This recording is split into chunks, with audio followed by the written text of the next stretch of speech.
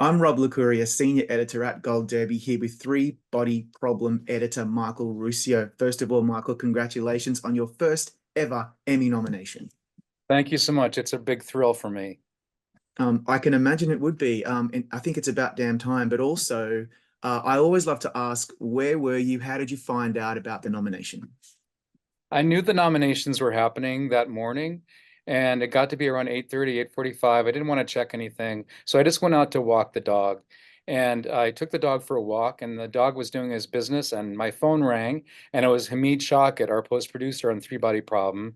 And he said, "I'm so proud of you," as I was picking up my dog's poop. You're like, how did you know I was outside? That is the best story that I have heard in this Emmy phase so far. You win. Because as you well know, there's so much amazing content out there these days. This nomination was absolutely not close to being assured, and for you to make the cut in the category is such a huge achievement. So you and the whole team must be super proud.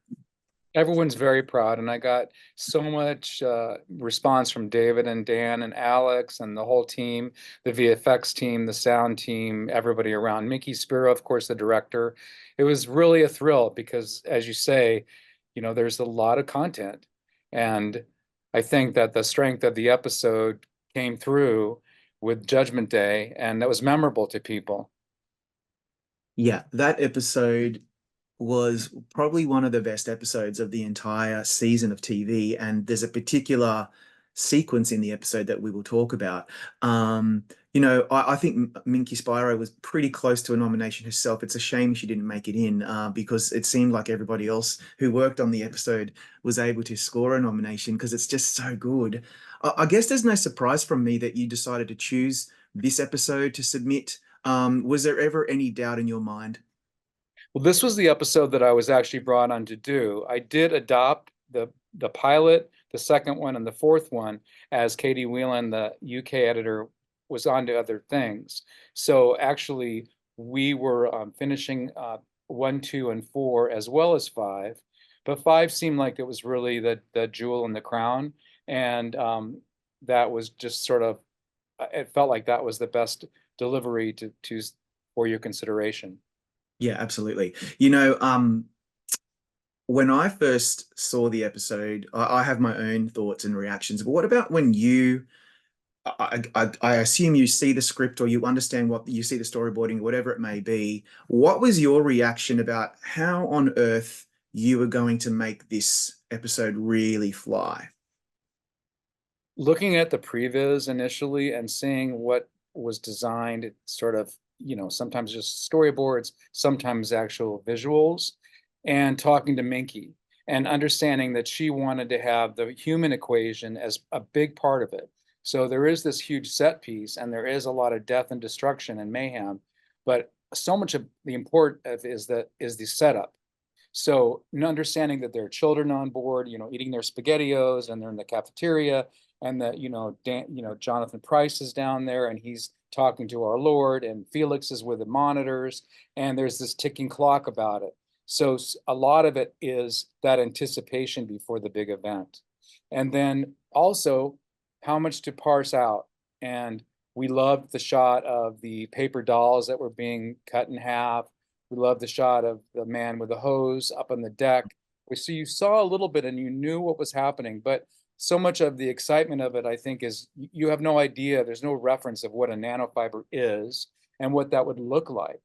And in editing the sequence, there'd be, a fluorescent lamp would fall on somebody's head and they duck, and that was when they were getting sliced. And so we would have to sort of understand, okay, is that 12 frames too long? Do I need to extend it so actually you can understand it? And working with visual effects really intimately to see how to make it all work together as a big melting pot. The scene where, well, the little sequence at the beginning of this whole scene where the hose is cut in half and it does that. Because I was still wondering what is happening here. I don't quite know what's going to happen yet. I was completely in the dark. It was that choice that you and Minky and the team made where You tell me, like, what was behind that intentional choice to start off with something kind of weird, and we're all wondering what is going to happen next, and then mayhem ensues. I think that was, as part of the design. I mean, that was at the script stage for sure.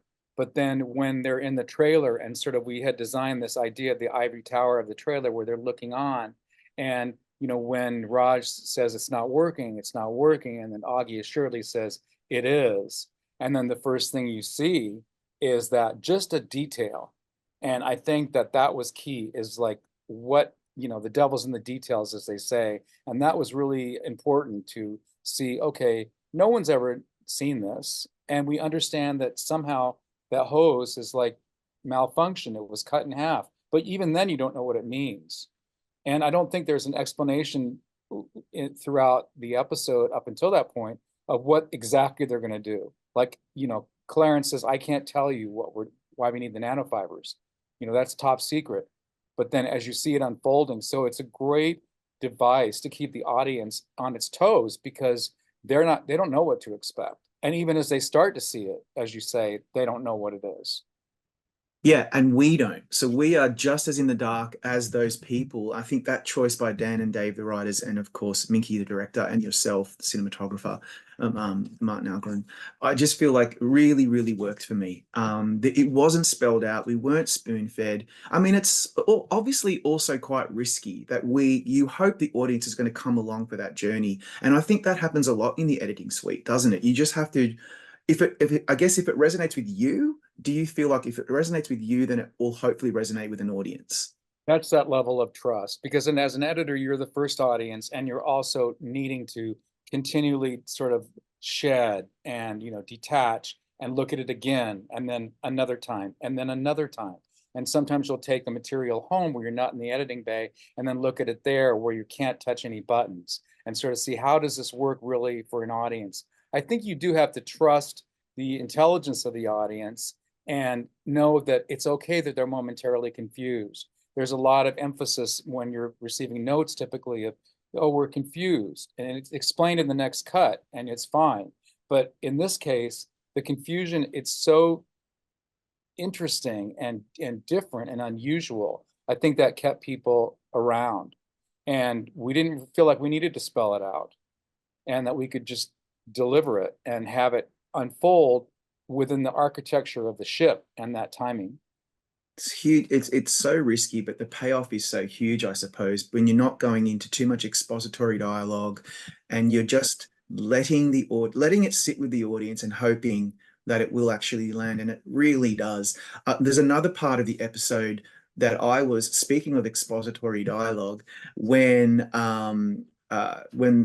Jin and Wade are in the game, and Mhm. the amazing character played by Sia Shamuka is really info dumping. This is what the Santia are up to. This is Mhm. what's happening. And it's pretty much completely CGI. And I always wondered with editors, does that make your job more difficult, or does it not really matter that it's a CGI based scene? It's still, based upon those characters looking up in the sky. And we went back and forth with how much she actually does say and how much you see. And Mm. also there was many versions with just chyrons, protons unfolding. And my assistant, Josh Carley, was great with the sound design, and his wife, Jamie, would do temp lines because we would change C's lines and that we would use her voice and Josh would do an EQ on it so we could see how that would play. And that sort of going back and forth with the showrunners to see, okay, do you need to actually see like the etching ships? Can she explain it? Does it make any sense if you don't see it? So I think, there's strength through limitations is because basically I've got like the shots of them looking in the sky. I've got to time it out and sort of figure out, is it sort of thing like, and now you're about to see this and you cut to ta-da, or is it sort of you're seeing the actors absorb what isn't really there and see how facile they are with that to then deliver it to you in that way and have her line over them. And I think we did a little bit of both so that it wasn't always see and say, but sometimes you would explain it and then see it at the same time. Yeah, that makes a lot of sense to me. I mean, it really works. overjoyed that we were getting that information that I really wanted. And then, of course, the episode ends with "You are bugs" plastered across every screen across the earth. And then, of course, the big eye sophon envelops the earth. Very technical, high, high sci-fi, um, esoteric, and still really quite easily digestible because of the images that we were given on the screen. So, talk me through those final few scenes in the episode and making that real impact with the audience. So that kind of left me on the edge of my seat. We needed to check in with each of the characters, and I think that was key. So that we needed to sort of have, you know, again, not unlike the Judgment Day, where you sort of see a darkening in the sky, and Saul is, he's a little bit high, and he goes out, and you're not really sure what that is, and that's actually after You Are Bugs, because the You Are Bugs initially, also happens on this TV screen, and then you sort of see it throughout different countries, and it was we had to find countries where like in Spanish countries, insecto is still bug. So we had to find countries that it was going to be subtitled anyway, but at least sort of the words weren't a complete giveaway.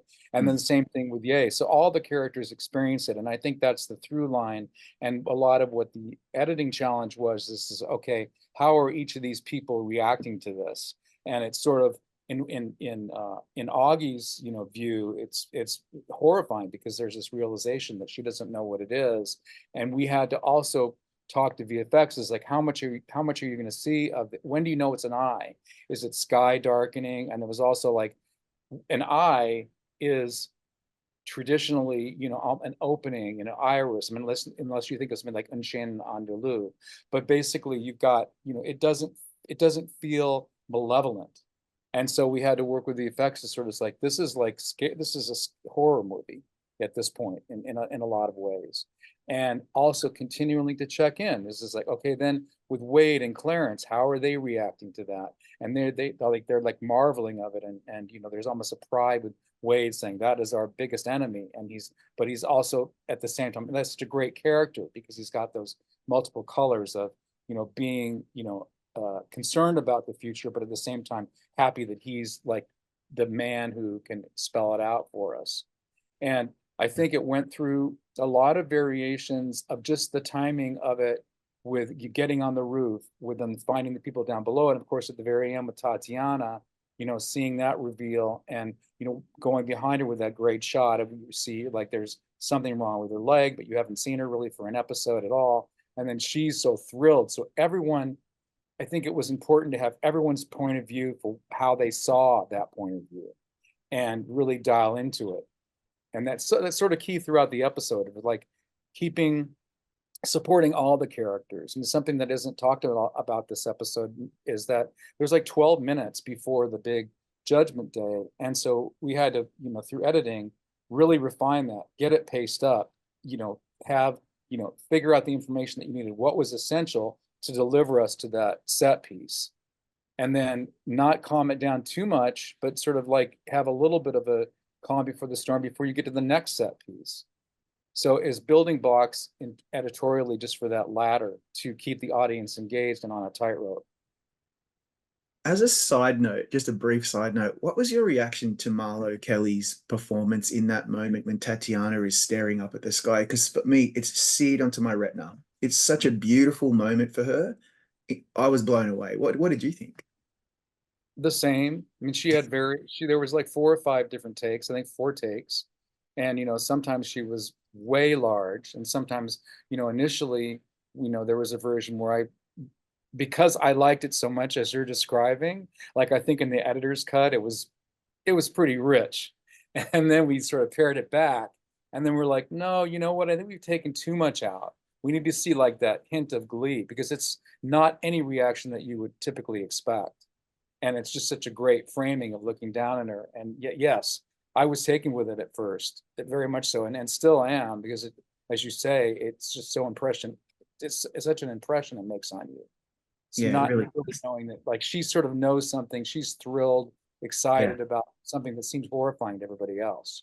Yeah, and that's what really piqued my interest for the remaining episodes of the season. Why is she feeling that way? It was almost like she'd seen the second coming, and really in her mind she had. It was so important, that one shot. It brings me to this, Michael, because when I'm interviewing various artisans who work on TV series, with the editors, I sometimes struggle to understand how you are able to compose a series of shots to elicit the most dramatic emotional effect, because we as the lay people watching the show don't sometimes notice what you're doing, and that's the whole point, because we don't Yeah. want to be taken out of the story. What are you doing when you are gifted all these amazing shots, dolly shots, close-ups, wide shots, whatever it may be, and then you have to piece that puzzle together, firstly so it works, secondly so the story makes sense, and then thirdly to make us feel something? To me that sounds really, really challenging. So you talk me through that. Well, there's an architecture to it, and there's a design to actually watching all the material and seeing, okay, I know that there's going to be a key moment here that I want to get to, and that is so much of crafting a scene is like, okay, for example, let's say it's your close up, you're looking up at the sky, but I don't know you that well at that point in the story, so I need to. Do I show the space? Is there a geography to it? How do I set it up so that we're seeing, okay, this is the place that they are. I can settle into it now because I know where I am. Then who are the characters in the scene? What are their feelings about it? How are they different from each other? How do you, as an editor, support all the different points of view? And I think this is key, is that because I have a bit of an acting background, so I can understand, okay, that person is feeling this, and that's just as valid as this, even though maybe in the scene they're arguing about it, and one person seems to have the upper hand. You still always have to be on those characters' sides. And that's an important part of editing that isn't talked about a lot, is that you're really on the actors' sides and their choices and supporting them and respecting what they have done to make it be as high stakes as possible. So I think that part of that is go when you know you're going to go to a certain shot, which is very key or emotional, and holding off on that. Like sometimes you'll have close-up abuse where you'll just see like a bunch of close-ups. And I like to try to create a path within a scene so there's a journey with it, and there's a journey throughout the whole episode. Like the director used this dolly, let's say, and they use the dolly in the next scene as well. Well, both scenes you don't want to start off that way, so maybe you punch in, you have sort of like a hand coming in or some other piece that delivers you to another scene, so that you're never sure what the editor is. There's a sleight of hand to it, and I think as an audience keeping it together, you have to have trust as well as, sort of disappearing into the magic of it a little bit. And there is a lot of the literally man behind the curtain part of it where you don't know. Like there are times that we'll do ADR, for example, where we change lines, and that we need to put that in a scene. And you have to be careful not to just, okay, I'm going to cut to you and then I'm going to say the rest of my line because it'll be obvious. So I need to craft something where, okay, listening and being off camera is part of the design of the whole scene so that it feels really balanced. And so there's a certain kind of part of that storytelling is in where you can relax, where it's tense, and seeing, how elastic the footage is too, I would suppose. And especially Mm. working with these showrunners who, had a lot of variations and a lot of ideas and a lot of thinking that, okay, we're going to, look at it this way. Can we do this? And so for me, I'm always looking back at the footage, is there something else that I can mine from that? And, go back into the bin and find another way to deliver that. And, so I think that so much of it is just viewing it, and you have to remember to think as well because it's so fast now with the editing software that you can just like zzz, zzz, zzz, but then you kind of have to sit back and just remember to think. um Yeah. Yeah. Let it breathe. Don't go to the well too many times for the same trick. And yeah, and I guess story is king. Making sure the story is being told. My final question, given you raise the showrunners, is I imagine it would be a dream to work with David Benioff, Dan Weiss, but also Alexander Wu. Given your background, you've won an Ace Eddie Award for editing True Blood, which was one of Alexander's shows. What do you most value about working with those guys? I've interviewed them. I think they're amazing. I've obviously seen their work. What about you? Well, I think what was great, like Alexander Wu, like I actually directed one of his episodes in True Blood too. So we had that background, and here we were in different roles. Like he was a third showrunner, he was a writer, producer on True Blood. So here he had elevated to a new role. And then Minky, I knew for a long time. But with David and Dan, you know, I really respected and understood the difference between the two of them and why that team works. There's a certain thing, and like Dan, Dan laughed at me when I said this in an interview. I said that, well, Dan was kind of more the science guy, and David's more like the human guy. And so, especially when we were working on the Sophon sequence, and I'm not sure that he appreciated that being distilled down to that, but I think that they're parts of the same brain and emotion. So that the three of them together, they would give notes. We would talk about the show. We would talk about, what they wanted to get out of a scene, but also they would, sometimes feel like they were progressing. Their system is not necessarily like version one, version two. They have letters. So it's like version A, version F, version double A. And sometimes they'd say, look, there was something that we had in version G. Now that we're at L, but can we put that back and still get this new thing that you did in version L? And so finding ways so that they really kept me on my toes. And I like that because I felt like they're inherently smart, and they're, obviously very, very talented. And, like in anything, you want to do your best work with people like that. Yeah. You want to, and that ups your game. I mean, 100% it ups your game. And then look what happens. You get nominated for Emmys. So on that note, Michael, good luck at the Emmys and congrats. And thank you for your time today. Thank you so much, Rob.